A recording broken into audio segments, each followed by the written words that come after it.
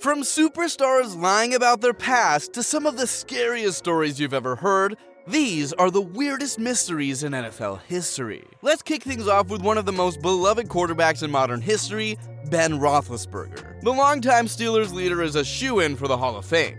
But is he really a hero? Well, consider this. In 2008, Roethlisberger lured an employee at Lake Tahoe Hotel named Andrea McNulty into his room by pretending he had a broken television. But apparently he blocked the door when she tried to leave and wanted hugs, kisses, and potentially more. She accused him of sexual assault, but the QB paid her off and the NFL never punished him. In fact, McNulty was ridiculed by Steelers fans who claimed that she was trying to take advantage of the gunslinger. I guess since he never got punished, he never learned his lesson. Cause 2 years later, he allegedly blitzed a 20-year-old college girl at a nightclub and made a disturbing decision to whip out his privates when she wasn't interested in playing ball. Roethlisberger was questioned by just one police officer who, instead of investigating a serious incident, asked for a photo with him and later described the accuser of being a drunken bitch. We need a moment for that one. Just horrible. Maybe Roethlisberger isn't such a hero after all. You know who the real hero is? You are. Because you are the one who is about to like this video and subscribe to the channel. And because of your support, we are able to continue to make more NFL videos for your enjoyment. But you know who aren't heroes? The New England Patriots. Because the truth is, most people don't realize how much the Patriots truly cheated during their dynasty. Some evidence points to it being a lot more than most spectators could begin to imagine. Plenty of people know about the Spygate scandal in which the Patriots were caught illegally spying on the New York Jets in order to gain an edge on their game. Jets coordinator Eric Mangini caught them red-handed spying on the team next door. Belichick was like, "Wasn't me." Mangini even caught them on camera. "Wasn't me." Mangini demanded that the NFL do a full investigation of the Patriots. The evidence that they received was overwhelming.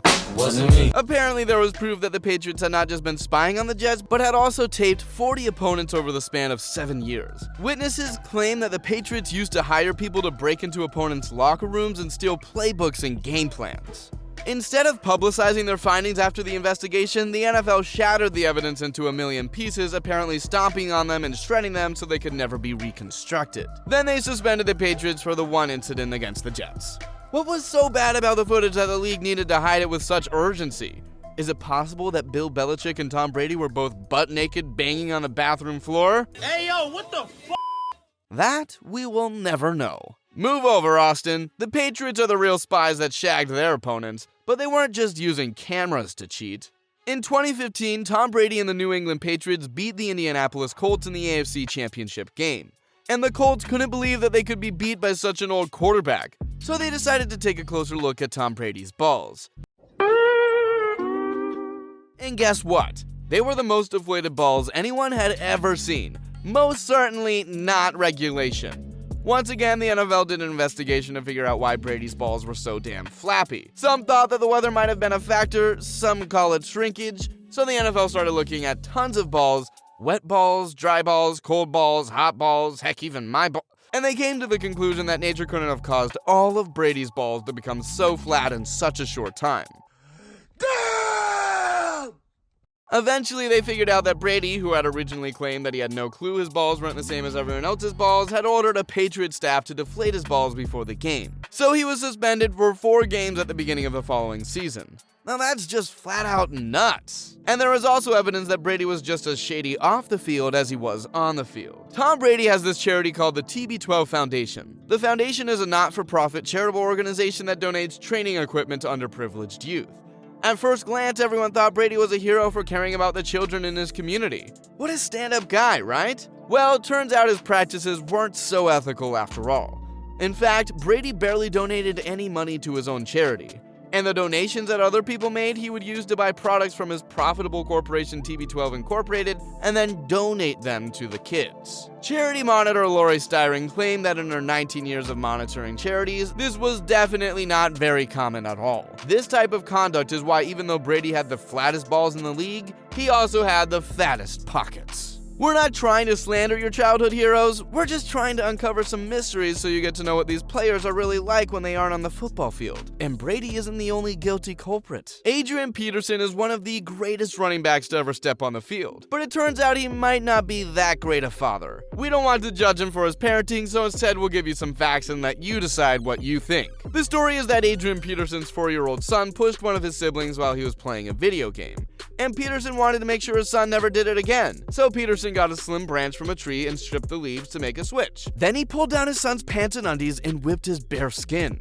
On this occasion, Peterson took the beating further than usual because he claims the kid wasn't crying, so he didn't know if he had inflicted enough pain to teach him a lesson. By the time he was done, the kid was seriously injured, so he had to be taken to a doctor. And that's when they started questioning what the hell happened to the poor kid. Peterson estimated that he'd struck his son 10 or 15 times but wasn't sure since he never counted the blows when he whooped one of his children. In fact, he claimed that whooping his children was something that he did regularly. I guess his nickname All Day defines him on and off the football field. In photographs taken a good week after the whipping, the welts Peterson left on his son's legs still look raw. The 4-year-old child, in an interview with the police, said that his father also hit him in the face and stuffed a fistful of leaves in his mouth. Despite the backlash, Peterson didn't try to hide any of his actions and instead stood by them. He said he was raised the same way and it wasn't for other people to question his parenting. Yikes. Maybe Peterson should have signed with the New Orleans Saints, because that was a team that didn't just condone extreme violence, they rewarded it. In 2009, the New Orleans Saints hired a defensive coordinator named Greg Williams, and he started a program within the team where they would pull together cash and pay for their players' bounties. Bounties are basically performance bonuses that aren't included in players' NFL contracts. It's like a little under-the-table tip for making a special play. Though the act of bounties is illegal, the Saints were far from the first team that were handing them out. But the type of bounties they were giving out were a little bit frightening. Actually, they were flat out terrifying. Some bounties were harmless, like a $100 bonus to special teams players that down the ball inside the 20-yard line.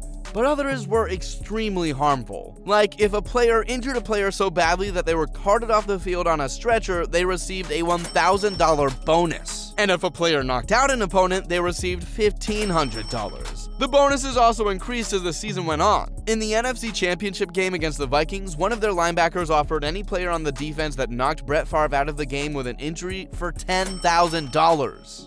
So the whole defense spent the entire game just violating the veteran QB in any and every way they could. Eventually, a couple players executed a simultaneous hit on him where one player torpedoed at his head while another player chopped out his legs from underneath him in an attempt to break the poor man's body in half. Favre suffered an ankle injury on the play and had to leave the game temporarily. All seemed to be just fine for the Saints until they fired an assistant coach named Mike Cirillo for lying about a personal leave of absence that he took with the team. Cirillo was pissed off and tatted on the Saints to the NFL, and the whole team got busted in a major scandal now known as Bountygate. Many other famous players were said to be targets of the Saints, which is awful, don't get me wrong, but when you hear about the real personalities of some of these guys, maybe they deserve it? You decide. If there is one player in NFL history known to be a stand-up gentleman, it might be Peyton Manning. The guy is well-spoken, extremely talented, and has a great sense of humor. But the truth is, he hasn't always been as perfect as his public image might indicate. It was a long time ago, but apparently when he was in college, he sexually assaulted one of the team doctors as a 19-year-old. The incident occurred in 1996 when Manning was a 19-year-old sophomore at Tennessee University. Dr. Jamie Nowright, a team doctor, claims that Manning put his testicles and anus in her face while she was examining him for an injury. Now that stinks. Manning wrote a book and denied the claims in it, which led Nowright to sue him for defamation. After a court ruled that there was enough evidence for the case to be heard by a jury, Peyton Manning and Dr. Nowright agreed on a financial settlement outside of court. Some of these claims are straight up nasty. Celebrity football stars abusing their powers and degrading innocent people, it's just disgusting. Next up is a player whose victims weren't opponents or females, it was poor innocent puppies. Michael Vick could run like no other. He was truly a dynamite quarterback in his heyday. No one could slow him down. Besides the American justice system, when they found out he was operating a massive illegal dogfighting operation. That's right, Vick had a massive property in Virginia where he participated in a dogfighting operation which he and his associates called Bad News Kennels. They even spelled the word news with a Z like a bunch of fake-ass wannabe gangster high school kids. Real cool, fellas. And Vick personally would bet over $40,000 on a single dogfight. The treatment of these canines was nothing short of nauseating. Dogs weren't only fighting to death, they were being hung, drowned, electrocuted, slammed to death, and shot. Vic was let somewhat off the hook after he made a plea agreement that summoned him to 21 months in prison. And afterward, he rejoined the NFL and became the Eagles' starting quarterback. It's crazy that the NFL allows these guys to continue to play in the league with just a slap on the wrist. And fans continue to cheer them on as long as they perform on the field. Like, what about Ray Lewis? It sounds like he might have killed 2 guys early in his career. Ray Lewis is widely regarded as the best middle linebacker ever. He's a hero in his community and is respected by his fans and peers. But what really happened back in 2000 after he won his first Super Bowl? On January 31st, 2000, Ray was at a Super Bowl party with a bunch of his homies at a bar in Atlanta. When he was leaving the nightclub, a massive fight broke out between his crew and another group of guys. And the fight led to 2 men from the other group named Richard Lawler and Jason Baker getting stabbed in the heart, and they both bled to death. At first, Ray Lewis claimed that he wasn't there, but tons of witnesses saw him. So he retraced his steps and pleaded guilty to lying to investigators about not being there, but further charges were dropped in his plea agreement. He spent 2 weeks in jail and received a $250,000 fine for misdemeanor by the NFL. The accusers were pissed though. Apparently, witnesses saw Ray Lewis walking away from the scene in a cream-colored suit covered in blood. But investigators never found the suit. How the hell does a suit like that go missing? I smell BS. But who cares about what I think?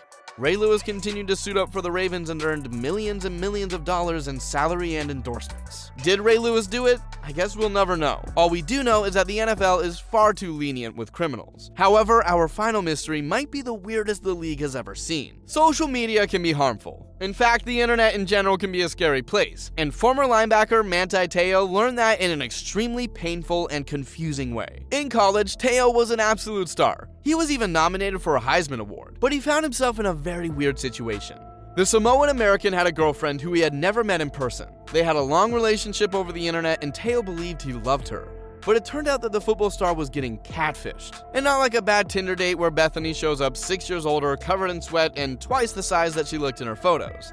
No, Teo's girlfriend, Lene, was completely made up. The hoaxer, Naya Tuiasosopo, who has since come out as a trans woman and uses she/her pronouns, created Lene and gave her a Facebook profile that included pictures that were stolen from one of her old classmates, as well as a manufactured story that included extended family members and friends. Naya used this Facebook account to contact Manti Teo, and thanks to Naya's ability to impersonate the female voice, their relationship developed over months of texting and phone calls. Eventually, Lene realized that the whole thing had gone way too far and faked her death. And Teo dedicated his entire senior year at college to playing in her memory. But like plenty of criminals, she returned to the scene of the crime and contacted Teo and told him that she was actually still alive.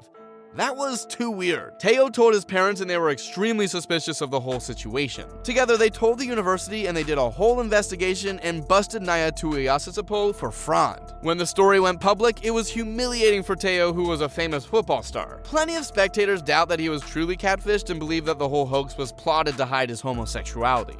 Teo was flooded with chronic anxiety that prematurely ended his career. Now, he is a spokesperson and offers himself as support to youth that deal with similar types of online cruelty. But people will always question the truth behind the real Manti Teo story that continues to cloud overtop him. Wow, there you have it. Those were the weirdest NFL mysteries. If you liked this video, don't forget to hit the thumbs up button and subscribe to the channel. Also, be sure to click on one of the links above to watch even more of our NFL related videos. So long, pals. Thanks for watching.